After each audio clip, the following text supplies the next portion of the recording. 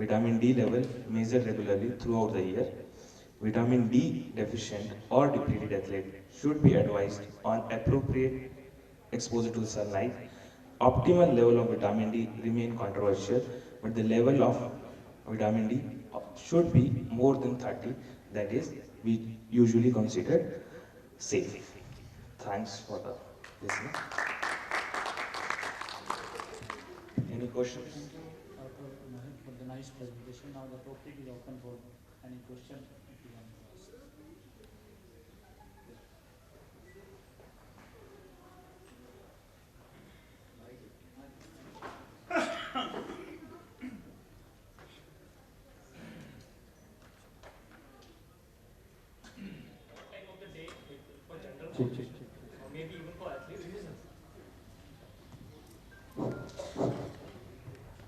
So what time of the day is actually the best for anyone like wanting to improve his What is usually advised is that the morning hours from 6 to 8 with a bare back is what we advise to the athletes and other people for the best source of vitamin D.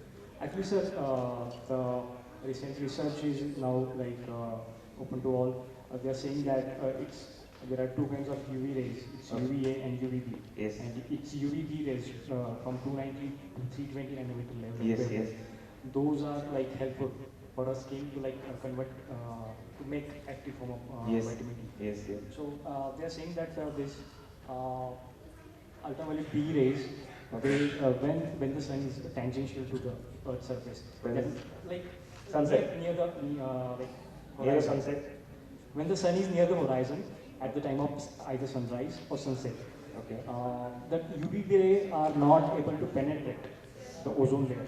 So they are saying that the sun at least has to make an angle of 45 degrees with the Earth's surface for the UVB rays to penetrate. Okay. So that they will be utilized by our. So what is the best time according to them? According to that paper. Actually, so they are saying that the research is saying that, that the sun has to be at the angle of 45 degrees. So it changes as per the season of the year. In maybe winters, it maybe late morning hours, Okay. maybe from 10 to 2, or maybe in Okay. summer from 9 to 1. So Okay. that is why that is what I came across. So I just Okay. wanted to So confirm. thanks for adding my knowledge. Because what I was knowing is that the morning hours 6 to 8 is the best. Thanks. man. Thank you, Dr. Mohit. We are Thank behind the time schedule. So Thank you, sir. ask next thing. Thank you, sir. Next, I would like to invite Dr. Mohammad Siddiq to come forward on stage and present your presentation. He is a senior specialist, Ministry of Defense, Saudi Arabia. So, most welcome on stage, please. Yes.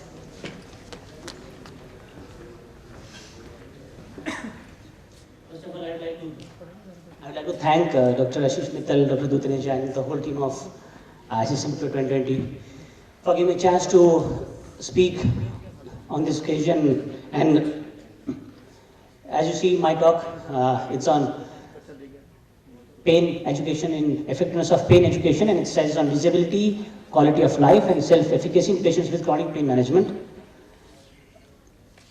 So as in the morning you heard Dr. Deepak Kapri that he told that what is pain as per the International Association of Study of Pain. They say that it is a sensory experience associated with the activation of nociceptors and pain pathways. Pain is an emotional experience. Tissue damage is not necessary. Sometimes there is no need for a tissue to get injured that you will feel pain. And a lot of studies have been done on this pain. So this is the body brain. As you know that the various parts of body, they are full form, they form a representative map of your body. It is called as homunculus. And the intact schema, that is the representation of the body parts in the brain, they have an area and that is called as central sensitization. Sometimes if the processing of pain it gets disrupted, it can cause the central sensitization. That means you see in chronic pains, you see allodynia. As for simple touch, they will have chronic pains, and that is called as cortical smudging system. Now, the study, it is primary outcomes were self-reporting of pain severity, secondary outcomes were physical function, objective or subjective measured, psychological function, quality of life, and adherence to prescribed intervention. Now, there is a shift from biomedical approach towards biopsychosocial approach that combines pain neuroscience education with cognitive targeted motor control training for people with chronic pain syndromes. And now the study done by Mary Bedkese et al., they showed that they are satisfied with intervention. Now, this is exercise intervention in patients' beliefs for people with hip, knee, or knee is chronic pains. What they feel, they found that to improve our understanding of complex interactions between pain, psychosocial effects, physical function, and exercises, there was moderate evidence available that exercise reduced the pain by an absolute percent of 6%. And patient believes about chronic pain that can shape their attitude and behavior towards them, how to manage pain. Now the Cochrane reviews, they show that the low back pains, it has become that they find treatment that minimize the severity of their symptoms. And before we used to tell back schools that you have to guard your back, you have to eliminate your, you have to keep your posture stiff and avoid bending forwards, that everything is now being absolute because there are studies being done that there is no use of that things and it can increase the pain. Because spine is like, it's very mobile structure. A bulged disc, if you have bulged disc and you bend forward, it doesn't mean that you are damaging it. If you don't bend your back, it means that you are making your tissues more sensitive to pain. Now, there is one study, Julia Bedonde, they showed that mixed exercises training for adults with fibromyalgia, it can improve the health related quality of life, and the low quality evidence says that the mixed exercises, it can improve the slight stiffness. That is if you are using mixed exercise protocol. And this is the best evidence available right now with us in 2020. This is for the physical therapy point of view. There were systemic reviews and meta-analysis. They say that therapeutic ultrasound, it can decrease pain, but it has the effect of placebo, but in chronic pain, there is no effect. Same way in kinesio tape, they did meta-analysis, and they saw that pain intensity, there is no effect, but disability, yes, there is a slight decrease in the Oswestry disability index when you compare in back pain. Same way, if you see a TENS, meta-analysis was done that it is not recommended at all for the chronic low back pain patients. Same way, osteopathic intervention, there are no studies that can recommend it to the treatment of chronic low back pain. Then other studies, spinal malleability therapy, they did meta-analysis, Robinson 2019, they showed yes, there is a moderate evidence available that it can help in the patients with chronic low back pain. But there is one more important that is called as cognitive behavioral therapy, CBT. There is mixed response that it can improve the disability, decrease the pain, and also it can improve the self-efficacy, but there is no meta-analysis in this category. Now, this is, I think I have taken the wrong slide. Excuse me, please.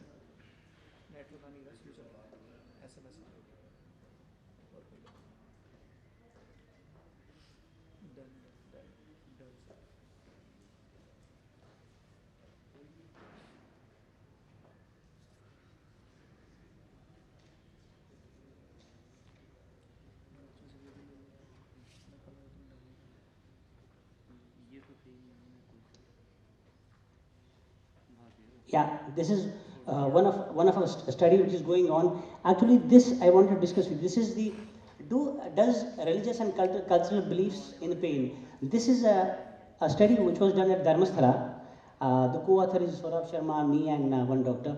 We did analysis of almost 250 monks at Dharmasthala.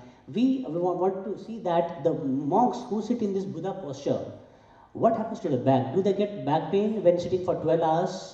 And there are in the Muslim community Shias, when they hit their body with knives, but they don't feel pain. Why? What is the reason for that? Because they have conditioned themselves, they have conditioned the brain that no, it cannot happen. That's why I told you in the beginning that for pain, tissue injury is not necessary. It is the brain processing which happens, and if you are good, well educated in pain neurosciences, then they understand this concept very well. So this study we will be sharing very soon, publishing, and what we got. And it is astonishing to see the results. We saw the beliefs, the religious beliefs, the strong religious beliefs we saw in the people who are having this kind of studies. Then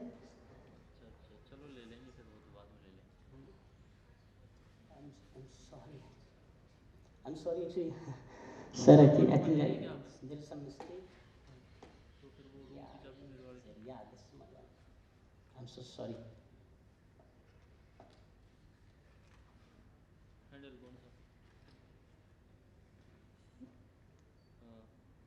Yes, this is the continuation of my slide. Actually, these are two gentlemen, Professor Lorimer Mosley and Professor Peter O'Sullivan. They are the world's leading among pain scientists around the world, and also I learned under them pain sciences. They have published a paper, it came in 2019, Back Facts. Now, they came to conclusion after a long studies in Curtin University and University of South Australia that persistent chronic low back pain can be scary, but it is not dangerous. Second thing is that getting older doesn't mean that it is a cause of back pain. Third is persistent back pain is rarely associated with serious tissue damage, and scans rarely show the cause of back pain. It doesn't mean that you have small bulge can cause pain. Sometimes we get patients who have second grade bulge, but there is no pain. But if you tell them that you have this bulge, then they think in the mind, no, I have something wrong. And pain with exercises and movement doesn't mean you are hurting or you are doing a harm. In fact, if you are just moving and you are getting pain, it means that your tissues are sensitive. And then back pain is not caused by poor posture. There is nothing called as poor posture. There is a study done by Professor Adrian Loux who had given a study, and they showed that there is no problem if you are bending your back pain where you have this bulge or anything. And also, back pain is not caused by a weak core. If you have weak abdominal muscles or core, it is not a cause of back pain. And backs do not wear out with everyday loading and healing, because imagine your back is like this stiff. If you just bend your back, it's easily. But if you keep the hand stiff and bent, it is very hard to bend. Same principle applies to the back. If you guard your posture, you wear a lumbosacral corset, or you hold your core tight, it can be damage you, but it cannot affect you, or it cannot be helpful to your back. Others is that pain flare-ups do not mean that you are damaging yourself. And last, injections, surgery, any kind of surgery you are doing for discectomy or anything, it usually is not a cure. It's just a treatment. This is what is CFT, cognitive functional therapy. They are doing. They told that you have to understand patients' personal factors and clinical factors, clinician factors. There are some factors which can be modified. That is their emotions, physical capacity, loading, demands, lifestyle. All you can modify. And others are there, that's pathoanatomy, these are all non-foreign factors. And as a clinician, you have to understand, you tell them that you have to make sense of pain, you have to tell them that what are the valued activities reduced, their bothersomeness and pain reduction. If you combine psychosocial element with your protocol, it is going to do wonders, because the studies have proved now that it is not, you have to understand that psychosocial model is very important. Now, this is the CFT's approach to management of loud pelvic pain disorders, and there is emerging evidence that CFT approach provides better clinical outcomes than current best clinical practice in the management of non-specific chronic spinal pain. And now, what is the implications of the PNE, that is pain neuroscience education or therapeutic neuroscience education? It can decrease pain, function improves, fear diminishes, thoughts about pain are more positive. Knowledge of pain increases, movement improves, muscle work better, and patient spends less money on medical tests and treatments. The brain calms down as seen on the brain scans, and people are more willing to do much needed exercises. So, what are the two important things that can trigger psychosocial assessment and treatment? The clinician, they must identify the psychosocial issues likely contributing to poor recovery and requiring a specialist. And pain and function have not improved as expected within the few weeks of injury. So the clinician has to address these two more important points. And the take-home message is that in both acute and chronic conditions, pain is still the brain's interpretation of physical danger. To reduce pain, we need to reduce credible evidence of danger and increase credible evidence of safety. That is the message. Now, this just one slide I would like to. I think it's missing here. Just one slide I want to show you. So last.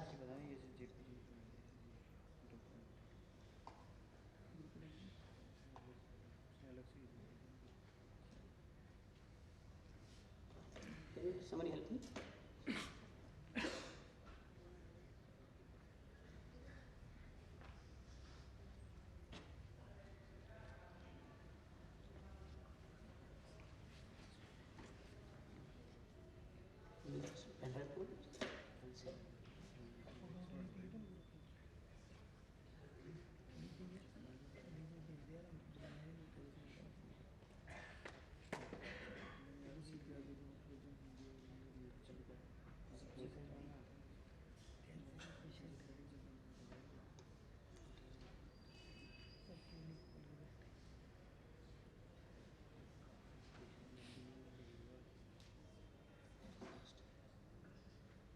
I'm sorry that I cannot find that slide. Sorry for bothering you, and thank you so much. If any questions you have, can ask. Thank you, Doctor. Any question for the speaker? I have one quickly, Dr. Siddiq. Yeah. When you say psychosocial factors or psychosomatical factors, how much do you feel pain is a lingering factor on the pain? Fear is a lingering factor on the pain?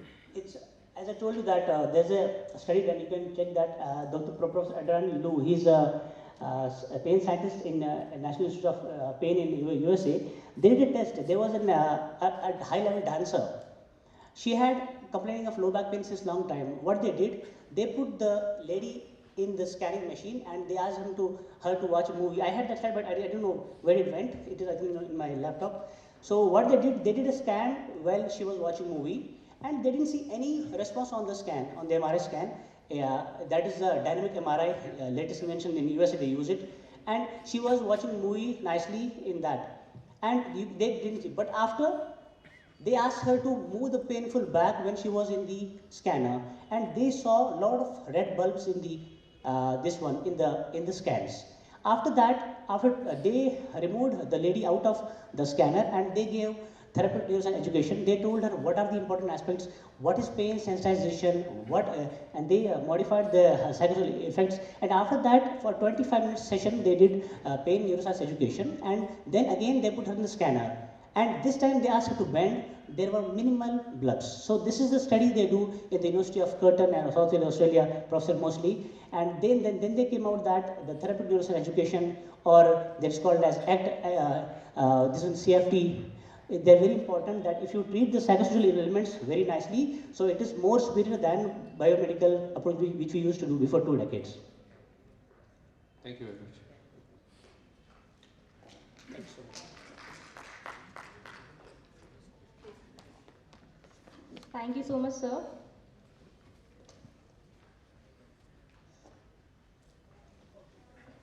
Next, I would like to invite Dr. Harjavan Singh, Consultant Orthopedics, Knee and Shoulder Arthroscopy, Delhi Institute of Trauma and Orthopedic, Sant Parmanand Hospital. Sir, please come forward for your presentation. Thank the organizers for the invitation.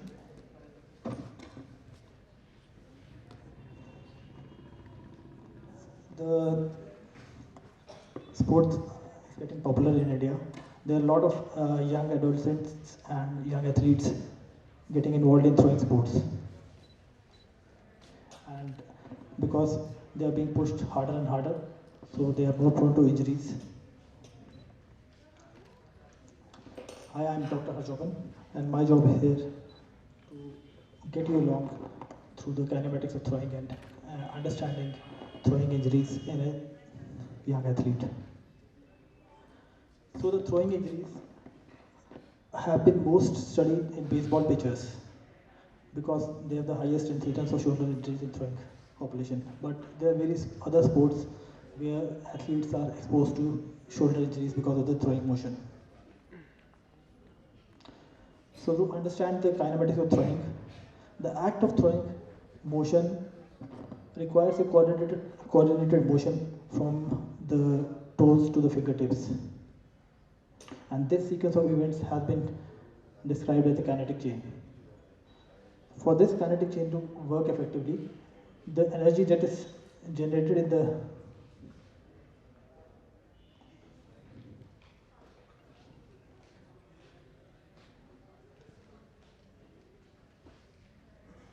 it's not working.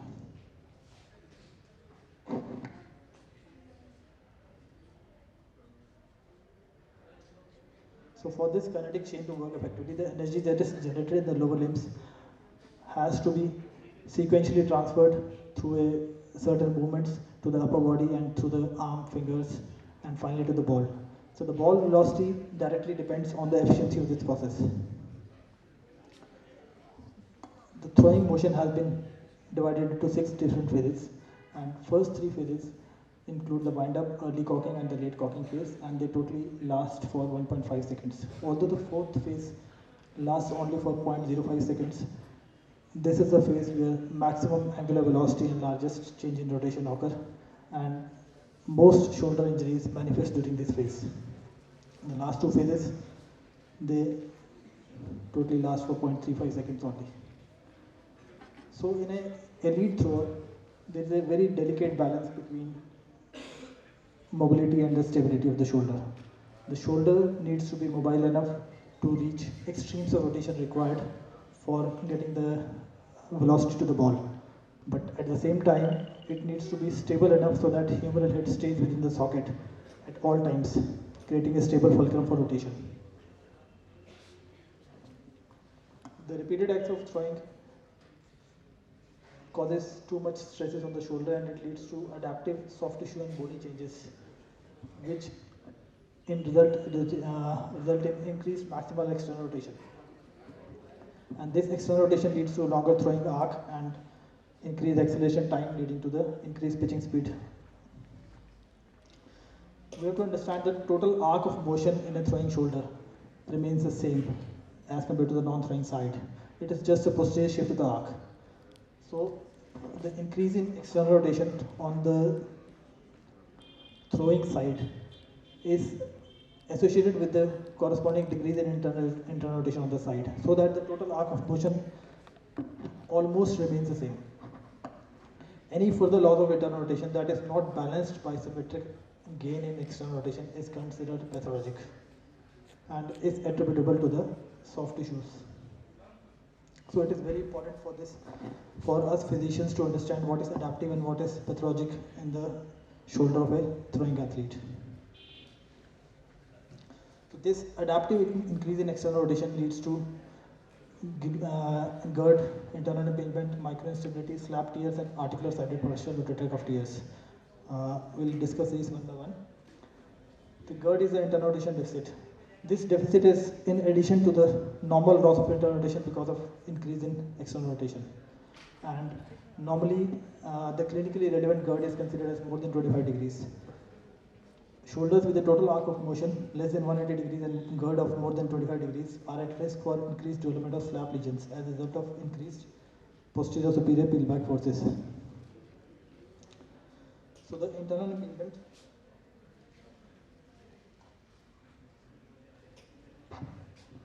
happens due to contact of undersurface of rotator cuff between the greater tuberosity and the posterior superior glenoid in the abduction external rotation position.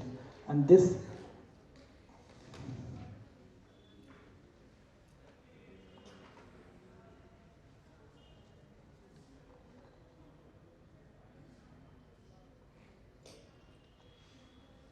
leads to the posterior humeral head remodeling. It can be easily misinterpreted with the Hill-Sachs lesion, which happens in the posterior superior aspect, but the humeral head remodeling is on the posterior aspect of the shoulder, lower down than the Hill-Sachs. The articular sided rotator cuff tears are also commonly associated, and they happen at the junction of supraspinatus and infraspinatus. The presence of partial tears in asymptomatic throwers supports the notion that these are not always pathologic, they are adaptive. Most of the throwing athletes will not present with frank instability.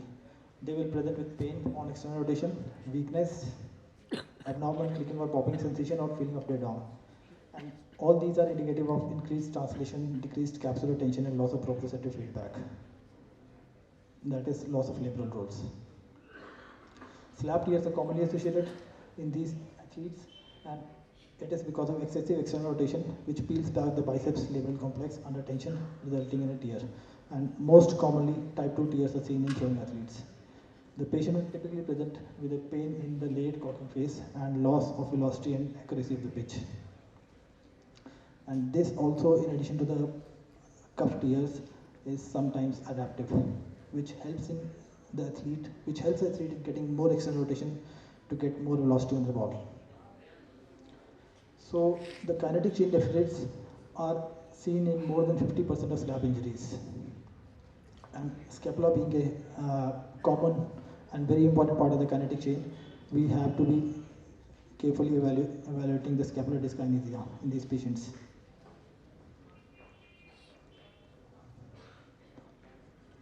There is something wrong with this slide. So scapular dyskinesia is imbalance of the periscapular muscles. It's not showing here. So in order to compensate this imbalance, the athlete tries to put more stress on his shoulder muscles to get that velocity onto the ball, and this may cause shoulder injury. But the good thing is that vast majority of scapular related issues can be resolved by a physical therapy program only. In this slide, the important thing to emphasize is that almost all the lesions, non-operative treatment is majorly required before any operative intervention is thought of. And mainly the stretching exercises, scapular stabilization exercises, and the rotator cuff strengthening is all that is required.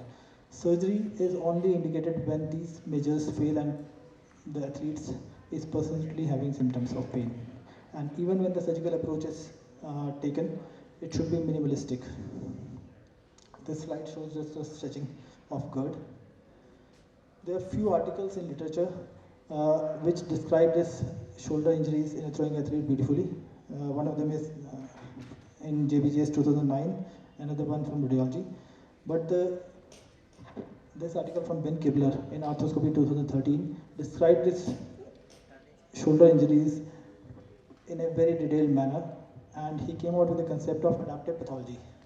According to this, the MRI scans of even the asymptomatic shoulders have so many significant findings which should be in an otherwise normal person, we will consider them pathologic. But in these patients, the thrower is asymptomatic, but he has significant findings on his MRI. This shows that these can be adaptive, that they are allowing the athlete to get more external rotation on his shoulder to get more velocity onto the ball. So the throwing athlete should be considered a person standing on the edge of a cliff, and your job is to put him back onto that cliff, where his shoulder is compensating for the increased motion of throwing, and not try to repair and admit all the shoulder injuries. So the rehab of these patients involves three main kinetic chain, shoulder mobility, and shoulder strengthening. As kinetic chain is important part of this, all the elements of kinetic chain should be emphasized upon, and links should be smoothly taken care.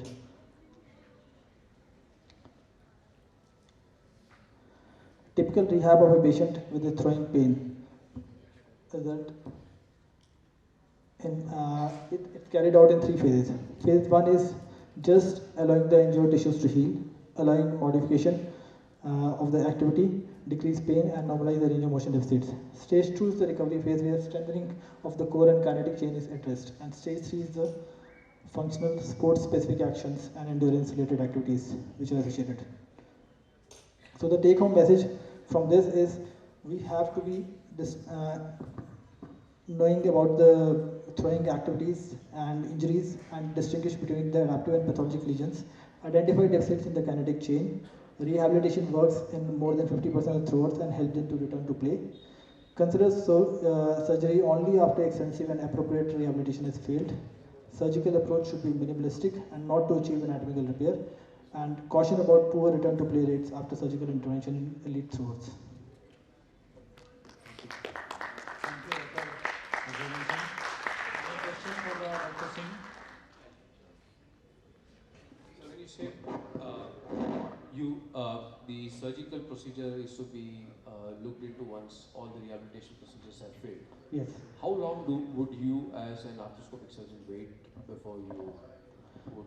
In most of the articles which I went through before preparing for this presentation, they are looking at least 3 months of rehab before you can think of.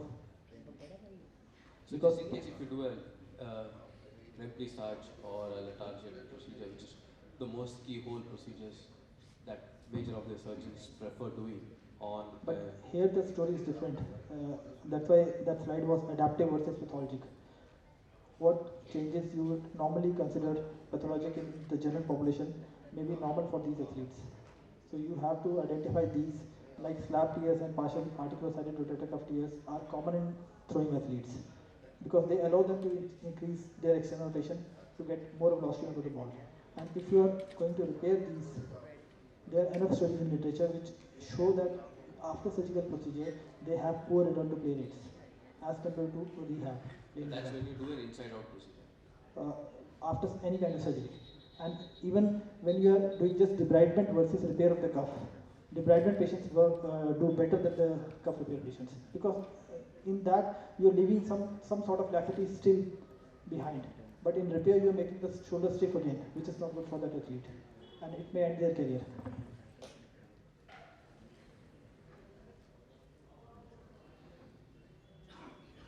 Any questions from the audience? Thank you.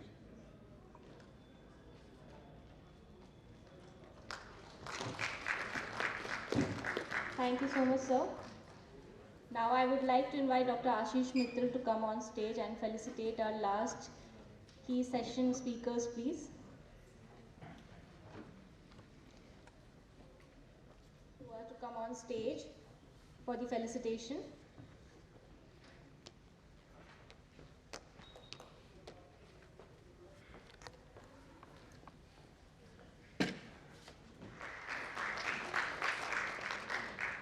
Thank you. Next, I would like to call on stage Dr. Mohammad Siddiq to please come forward, sir.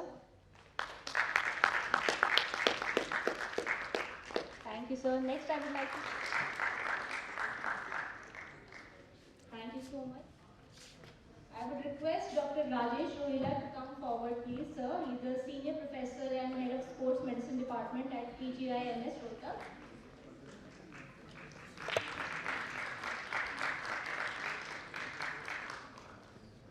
Thank you, sir. Next, I would like to invite Dr. Sita Raman. He is the managing partner and chief physiotherapist, Physio B Fit Tranquil Healthcare. He is also the former physio for the Indian team of ultra runners for the Asia and Oceania Championship in 2018. He is moreover also an Indian physio team for World Championship of ultra running team. Thank you, sir. Thank you so much, sir. Now we'll be beginning with the next keynote session.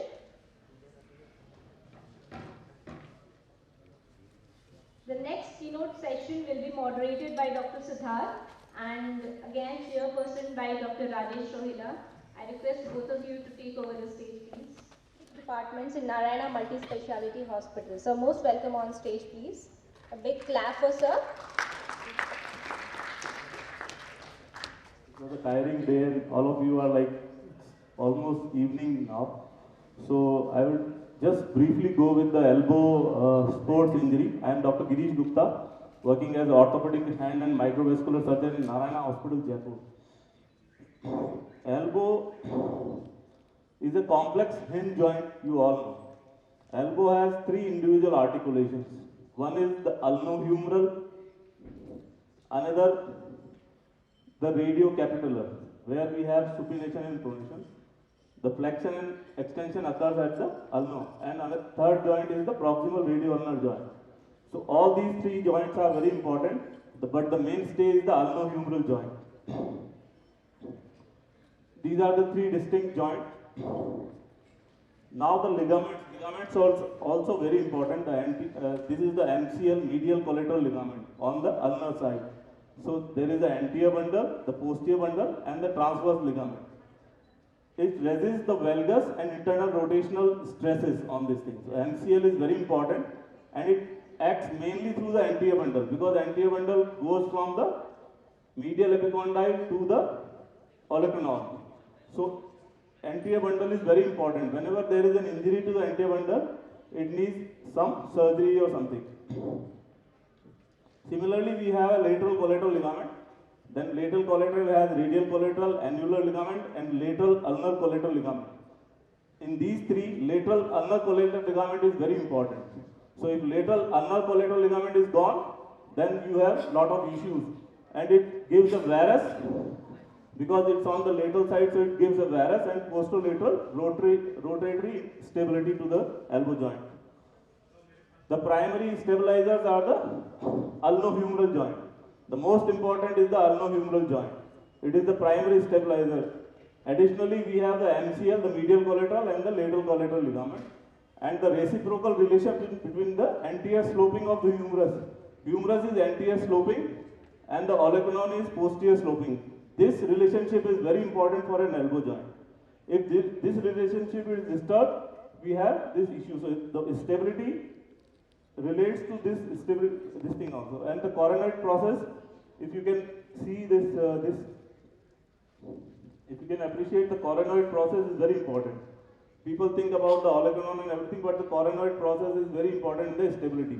It contributes to as much as 50% of the overall stability. The secondary stabilizers are also again very important. The radial head, it gives posterior stability.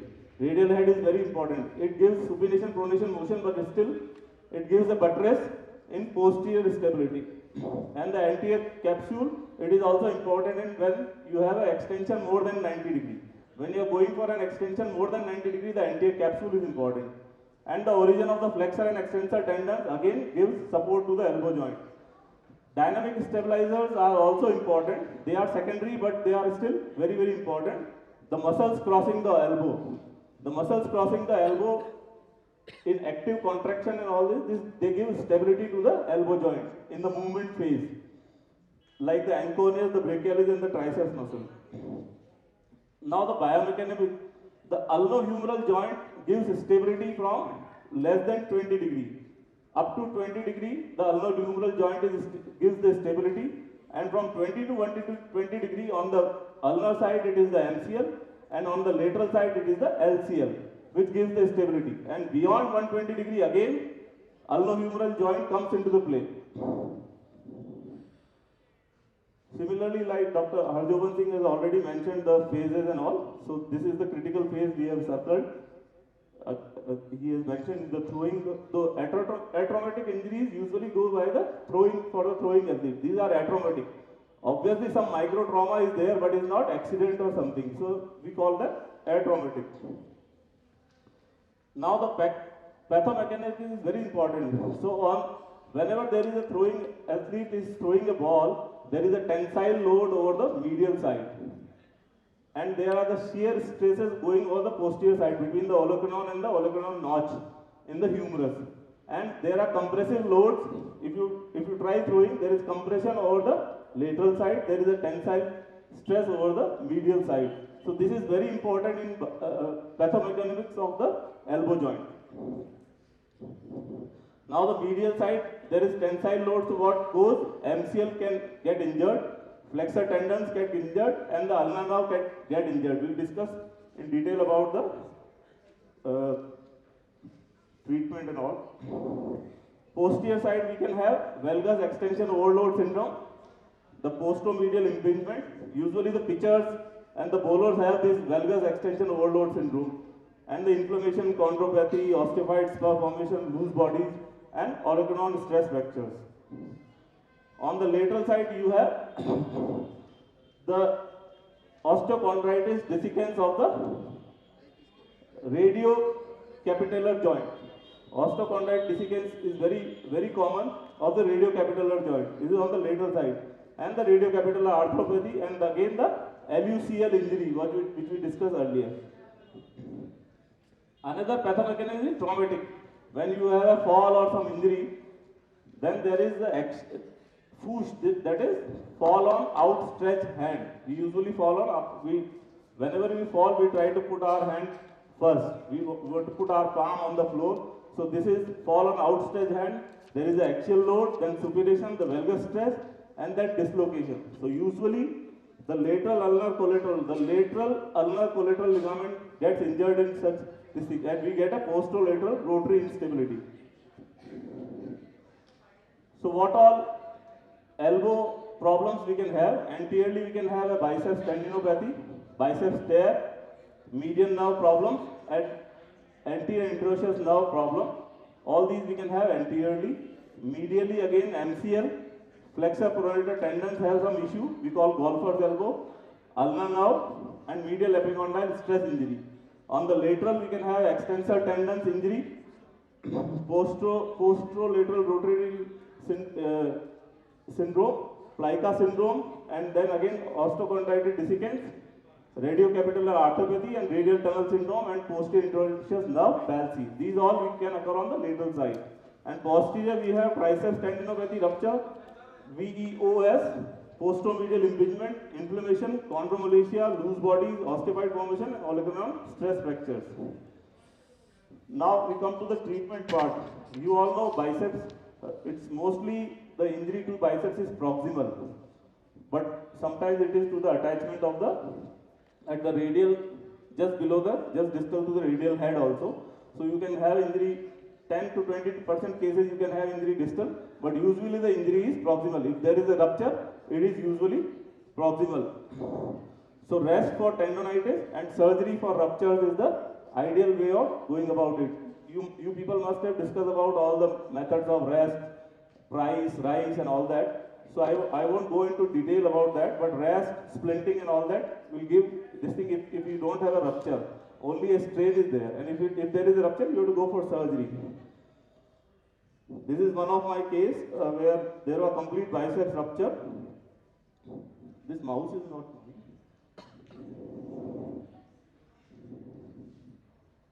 It's there. So this we have repaired with the fascia lata. You can see the fascia lata inside. There was a complete gap in the biceps. So we have repaired with the fascia lata, and now he has a good function. Similarly, on the anterior side, we have pronator teres syndrome. The median nerve gets compressed between the pronator teres because of the continuous motion of the forearm, for the forceful motion in the tennis players and all that. Then you can have median nerve symptoms. Again, the treatment is rest, splinting, and activity modification is the most important in all kind of injuries. Activity modification is required. Similarly, tennis and golfer's elbow. In tennis elbow, I think it is very common, you all hear about tennis and golfer's elbow. What happens in tennis elbow? Tennis elbow, there is a muscle called ECRB, extensor carpi radialis brevis. This muscle is weak compared to the other extensors. So when we are doing continuous motions like a female doing washing clothes or making rotis and all that, there is continuous motion, but the ECRB is the weakest muscle and it gets strained. So the pain in the ECRB or the strain in the ECRB origin creates this tennis elbow. So what we have to do initially is rest, we have to do bracing. What I prefer is a tennis elbow support in the daytime, and in the night time we give a support for the extensors, a rest to the extensor in the night time, because daytime they can't use this thing. Splinting, taping, there are a lot of things you people must have discussed, and you people are better off with these things, taping and all. So we refer to our physiotherapists, he do taping, splinting, bracing, whatever, some iontophoresis and all that. And then if the pain subsides, you have to go for strengthening. That is very important. What we do is once the pain subsides, even the patient compliance is very poor. He doesn't come back to us. And then again the pain gets recurred. So you have to strengthen the ECRB again. Once the pain is subsided, you have to strengthen the ECRB. And then intralesional steroid has a fair role in this. If nothing works, you can give an intralesional steroid, one shot. People ask 1 shot, 2 shot, 3 shot. I always say only 1 shot should be given, not like 2, 3, 4. Because it creates lot of fibrosis. So steroid shouldn't be given 1, 2, 3 times. Only 1 time is enough. And then again, the pain subsides and you have to strengthen the muscles. Similarly, for golfer's elbow, the flexor pronator muscles are the causative this thing. Again and again, movement of the flexor pronator group. This gives rise to the golfer's elbow, which is on the medial side of the elbow. And again, rest, bracing, strengthening is the key in that. Similarly, radial tunnel syndrome. Radial tunnel syndrome, the radial nerve divides into two, the superficial and the deep branch. And the deep branch becomes posterior interosseous nerve, and it goes through the substance of supinator. And it gets compressed in the supinator muscle. Again and again, supination movement and all in the sports people. It gives rise to compression of the radial nerve. Now the tennis elbow and radial, this PI and palsy should be, is a kind of a DD for each other. So you should know when it is radial tunnel syndrome and when it is tennis elbow. So in radial tunnel syndrome, generalized weakness of extensors will be there, which is usually not there in the tennis elbow. And you have some tingling in this is the autonomous zone of radial nerve, a stem site area in the first web space. So here you have some tingling, some abnormal sensation, all that. This is radial tunnel syndrome, and tennis elbow is definitely with the muscle. So again, rest, nerve rejuvenators, splinting and surgery. Then osteochondritis dissecans is very disabling problem. In this radiocapitular joint tenderness, you will find there is an extensor lag of 15 to 20 degrees. Patient can't extend his arm fully. And you can have some tests also. So you can see in the MRI there, this radiocapitular arthritis is there. Similarly, posterolateral rotary instability, you have to do evaluation, splinting, bracing, and surgery if there is lateral ulnar collateral ligament is injured. If lateral ulnar collateral ligament is injured and nothing works, you can't do anything with the conservative, you have to operate. Then student's elbow is very common in athletes also, because again and again we have a bursa or the tip of the olecranon, and again irritation of this bursa causes the student's elbow. So rest, ice is the initial thing, aspiration also you can do, and then if nothing works, you have to exercise it. Similarly, posterior triceps and tendinopathy ruptured triceps means three heads we have. So any of the heads can have this thing. You have to give rest, splinting and all that, and otherwise, if there is a rupture, again repair. Now this VEOS, valgus extension overload syndrome, which is usually in pitchers and bowlers elbow, and repetitive tensile shear, because this olecranon gets a shear this thing again and again over the olecranon fossa in the humerus. So this causes lot of chondropathy, loose bodies, and sometimes UCL strain or rupture also there. So again, rest, activity modification, NSAID, rehab, and surgery, that is debridement or the LUCL, the lateral ulnar collateral ligament repair. Similarly, for medial and MCL, UCL in the same you have a medial elbow pain. Pain during acceleration phase is there, which the phase we have shown earlier. Loss of velocity, accuracy, the pitcher can't pitch it with proper velocity or the accuracy, and pop-up sensation sometimes in acute cases. You have a pop-up, suddenly you feel that something has gone, something has broken, and it can be just an attenuation or complete rupture. So again, rest, splinting, and surgery and MRI and all help in diagnosing how to approach this elbow.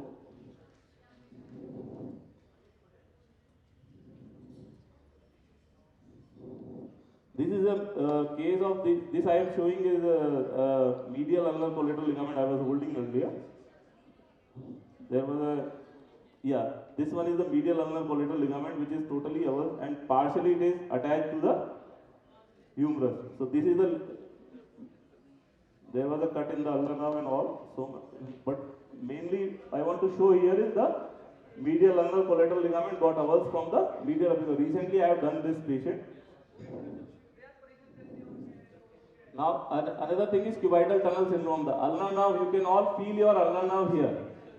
You can all feel your ulnar nerve. It is going in the posterior groove here, just behind the medial epicondyle. And just because of its vicinity to the subcutaneous tissues, it gets irritated off and on. Even in the night, you feel कि आपका हाथ जो numb हो गया है. So that is ulnar nerve. And repetitive injury to this ulnar nerve sometimes causes a paresthesia or a palsy in the ulnar nerve. So if it is initially you have to give rest splint. Otherwise, what we have done is this ulnar nerve is thickened here. This This is the ulnar nerve thickened here, and we have transposed it anteriorly because we transpose it anteriorly and the ulnar nerve become loose. So in such cases, you have to transpose the ulnar nerve. So ulnar nerve is very common nerve to get irritated while any throwing or any injury. And the other things are the fractures in the elbow. And fractures, you know, they can be simple to very complex. Elbow fractures are very, very disturbing, or you have a terrible triad kind of fractures and all that. So according to fracture pattern, we treat the fractures, whatever this thing, usually in falls and this. So what are the conclusions? Elbow injuries result from biomechanical forces, tensile, medial, compressive laterally, shear posteriorly. And treatment mostly rest, activity modification, strengthening, and surgery sometimes. Thank you so much. Any questions? Yeah, please.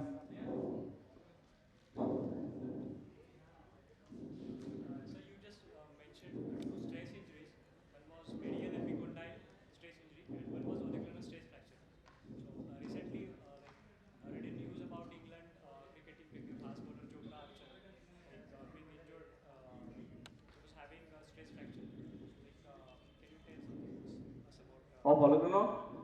Sir, I was not sure. Yeah, stress fractures basically they are kind of a pull of this thing. So muscle pull is there. There is some hairline crack is there. So obviously you have to give rest. These players, they can't just go to the field initially. So at least 2 to 3 weeks rest is important in any stress fracture. They should heal like any other fracture. But only thing is you don't have to do any surgery or anything for that. So. Is olecranon the only part being injured, having stress fracture, or is there something else? No, olecranon is usually stress fractures we have in lower limbs and all. Upper limbs, yeah, in the elbow it's very, very uncommon. Very, very uncommon, but still you can have an olecranon stress fracture. But otherwise there are soft tissues which gives way first and then the bone comes. Or otherwise you have a fracture. Olecranon usually is kind of a two-part thing. There are very uncommon these stress fractures, but still you can have. And these can be diagnosed through an MRI only. So if you have persistent pain, nothing working, you can get an MRI done and diagnose stress fracture, then again the splinting plaster for 3 weeks, 2 to 3 weeks. Thank you, Dr. Thank you, sir. Now I would request Dr. Ravi Khatri to come forward and honor. Sir, we have to remain on the stage, please. Thank you. A big clap for Dr. Ravi Khatri. I would request Dr. Ravi Khatri to honor Dr. Girish Gupta.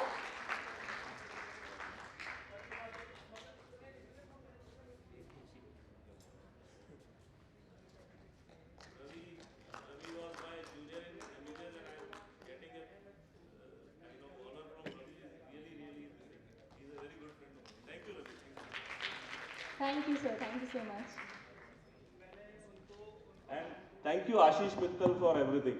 Thank you so much. Now our next keynote speaker is Dr. Anirban Malik. He is renowned sports physician in National Institute of Sports and also team physician for Indian men boxing and hockey team. So most welcome on stage, please. Team for the invitation and good evening all.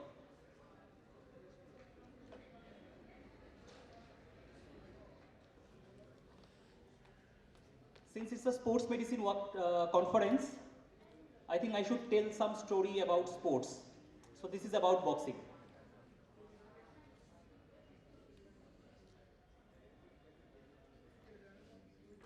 You must be aware that headgear has been removed from Olympic boxing, especially from main category.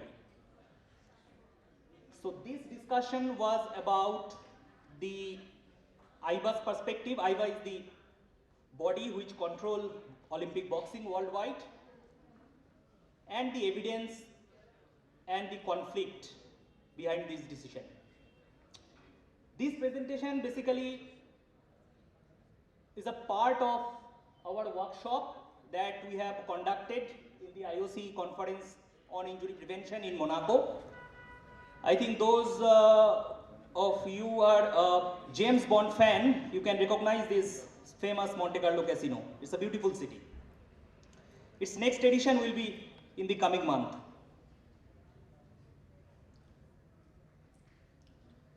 So what about boxing?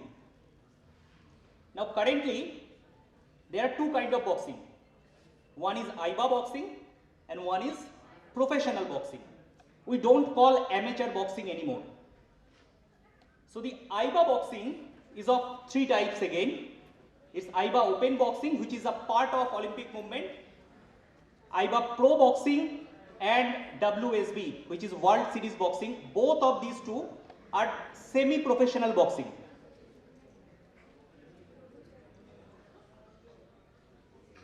Now, head guard was introduced way back in 1984 in Los Angeles Olympics, when US Medical Commission denies entry of boxing as a part of Olympic Games 1984. Since then, after almost 3 decades, in 2013, AIBA decides to remove headgear from male boxing, not from female, but from male boxing. So now how these players are look like? Again in male boxing. Now let's understand AIBA's perspective first, then we will see the evidence and the conflict. Now this is point number 1. It's basically the 5th sports concussion meeting held in Zurich in 2016. It tells us that it supports the fact that there is no sufficient evidence to prove that helmet will prevent sports related concussion. Point number 2. Based on this study done by Bianco, it's based on the impact of rule changes in last almost 6 decades and its impact on the health of the boxers. You can see there is almost 3 times increase in the RSCH decision, that is referee stop contest because of head injury, since the induction of headgear in 1984. Mostly because wider area of head because of the headgear, limited peripheral vision of the boxers, and maybe because the boxer use head as their weapon. Then AIBA come up with this study, which is again an observational study based on 3 world championships, 2009, 11 and 13. Now 9, 11 was with headgear, 13 was without headgear. You can see that the stoppage due to head blow, it has reduced in 2013 when it is without headgear. But the cuts, the facial injuries and other cuts, it had increased drastically. See the numbers. But before you draw any conclusion from this, you have to remember this, that this is again an observational study, and the head blows and stoppage due to head blows has been used as a surrogate to concussion, which may not be right in all cases. So when AIBA decided to remove or to ban headgear from male boxing, it has also introduced some prevention strategies, like what we call Cavilon. It is basically a skin protection barrier film which we use before bout, which somehow prevent the skin split and cut injuries over the face area, not always. Then improve the refereeing as well as the regulation. If you see boxing, you can see now the referees are so close to the bout. They can even touch the boxers. They can even throw them away. So that is the changes in the regulation and the refereeing. And the Heads Up project by AIBA has 4 core pillars like health, education, sports and sustainability. Now what are the criticism and debate?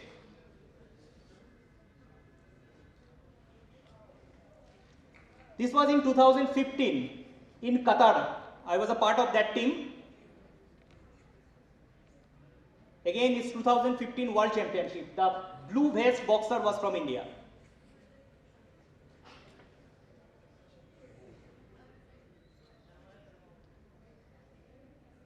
This is without headgear. And there are also reports of death after this decision. So the criticism. Number one is that AIBA has decided this thing only to make the amateur boxing look like professional, and mainly because of the media and spectators' appeal, not based on any scientific evidence. Let's see the opposite side. Same study, the sports concussion body, that Zurich concussion statement, it tells that there is no sufficient evidence to remove headgear, but it doesn't tell us that it remove it altogether. It tells you to do a sports specific study. Based on that, you decide. And whatever little published evidence exists, it actually supports that helmet as a means of reducing impact to the brain and presumably the brain injury resulting from boxing. Evidence are not so strong, but there are few evidences. Basically, the first two authors of that study, they have come up with the editorial in BJSM later in 2016, I guess, that the decision of AIBA, the move of AIBA makes little sense. They also support helmet as a part of Olympic movement. Again, the study that AIBA quoted by Bianco. Now let's go into the details of that study. We have seen that there are 3 times increase in the referee stop contest because of head injury. But at the same time, there is a substantial reduction, which AIBA don't tell you, of RSCI, that is called referee stop contest because of injury overall. And there is a significant reduction in knockout. Though there is a slight increase in the overall bout stop before time, which increased from 17.3 to 21.8 before and after, but if you look into their confidence interval, they are quite overlapping. So you can't draw a specific conclusion from this. This is a recent study based on video analysis pre and post 2013, which again tells us that the head to body punches has been increased after 2013. This study was done based on video analysis. And their data also shows that the technical knockouts and injuries such as skin splits, they are quite higher. Now these are the common mechanism of brain injury in boxing. The most common cause being the rotational acceleration. We have already seen that in the video. Let's just look in the biomechanical evidence. Again, it's conflicting.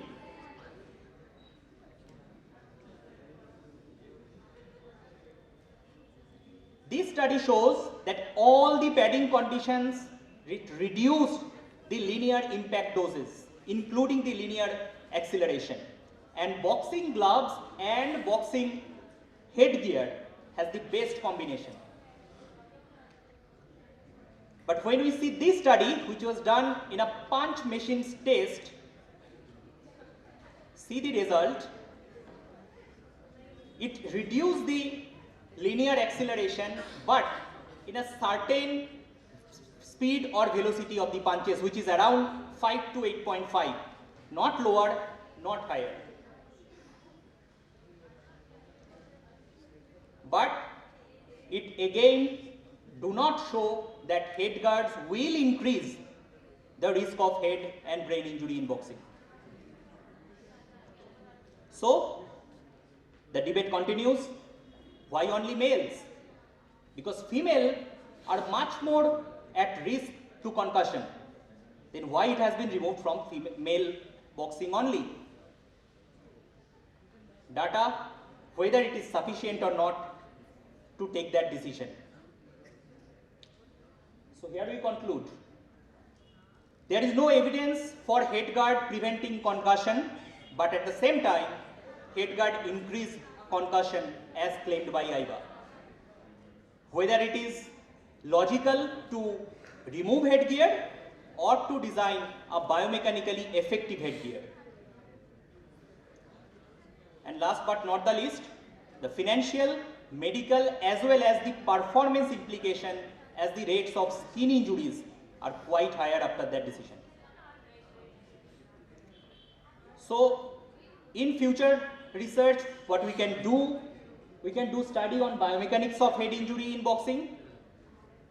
We can check the performance standard for head guard by AIBA, and for that to happen, we need a long-term surveillance study.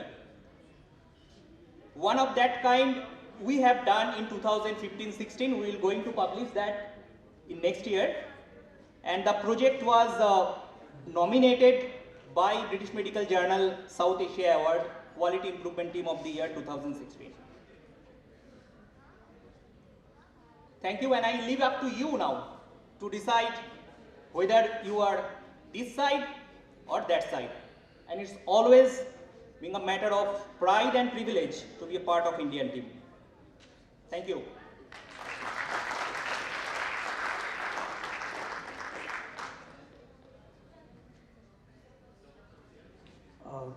Thank you, Dr. Adepan. That was a very entertaining talk. Any questions from the crowd?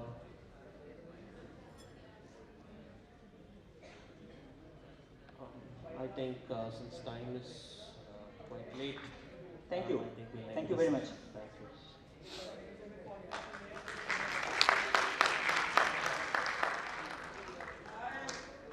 You to come forward and felicitate, sir.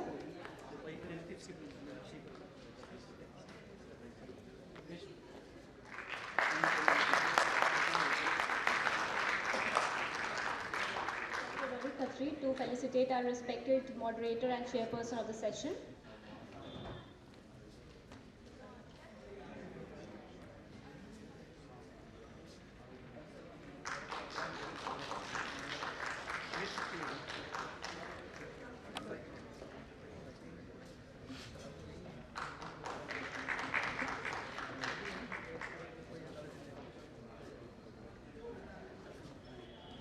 Thank you, sir.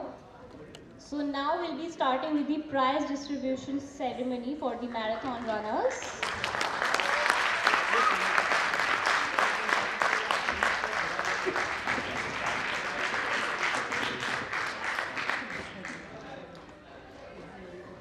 Alright, before initiating the prize distribution ceremony, we'll have a small felicitation for Dr. Ram Sihag. Sir, please come forward on stage, and I request Dr. Ravi Khatri and Dr. Ashish Mittal to come forward and honor her.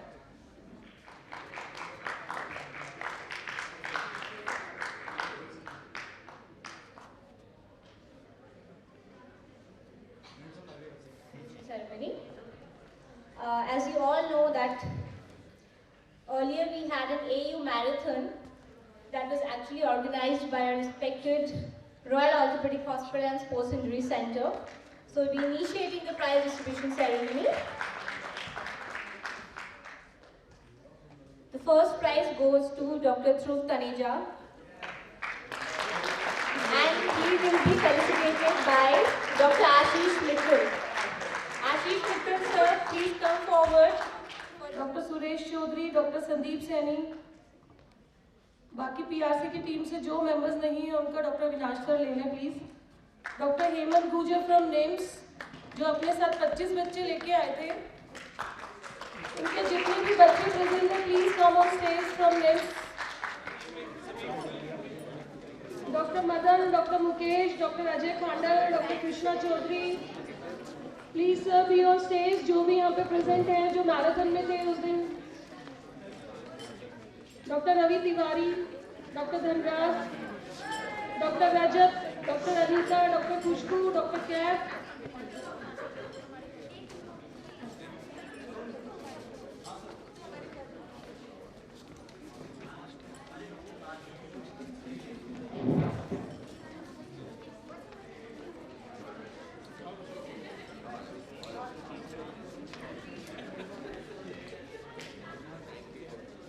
NIMS से Hasan, Deepa Jain, Rishika, Sakshi, Harshita, Richa, Brajesh, Ravi Kumar, Divya, Subhash, Revati,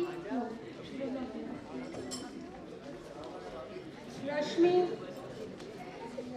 Aditya, Krishna, doctor Pooja, doctor विजय।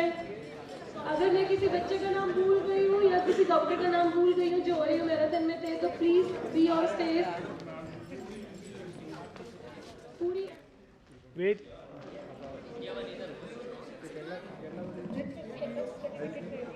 कुछ इस तरह था।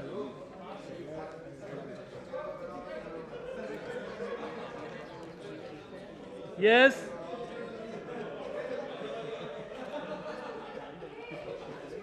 Yes,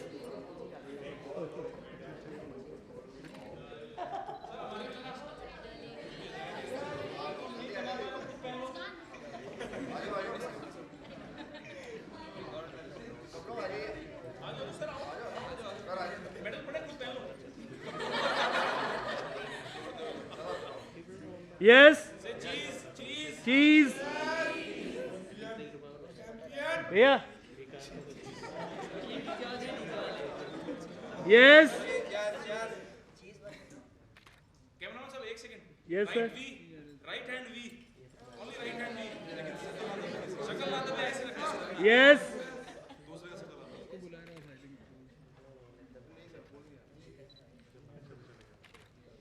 both hand thumbs up.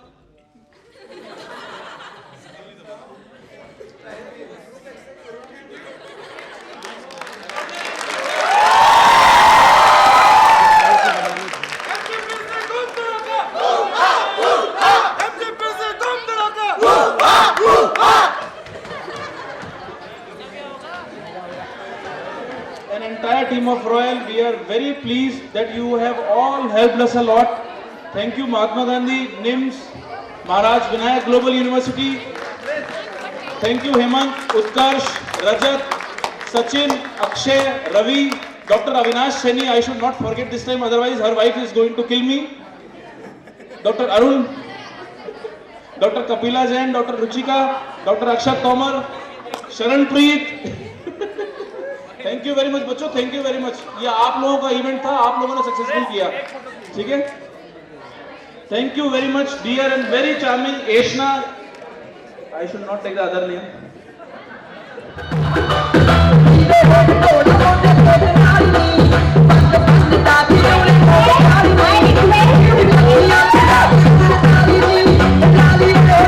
Thank you.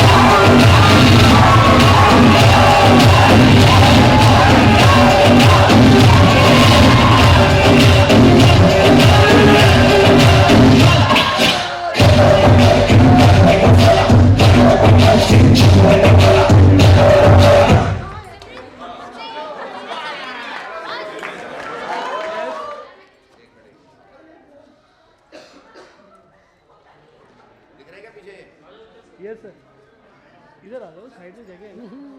Madam 2 जने को नीचे बैठ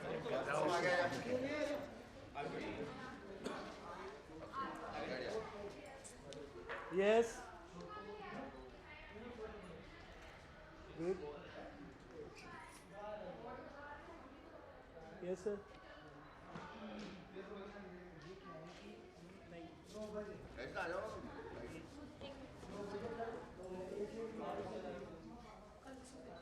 wait, yes,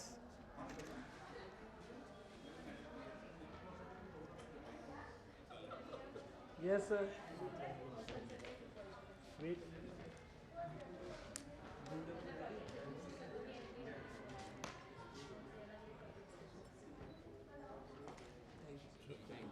दो फेस टू फेस यस, और नो मेरे ब्रांड के पेज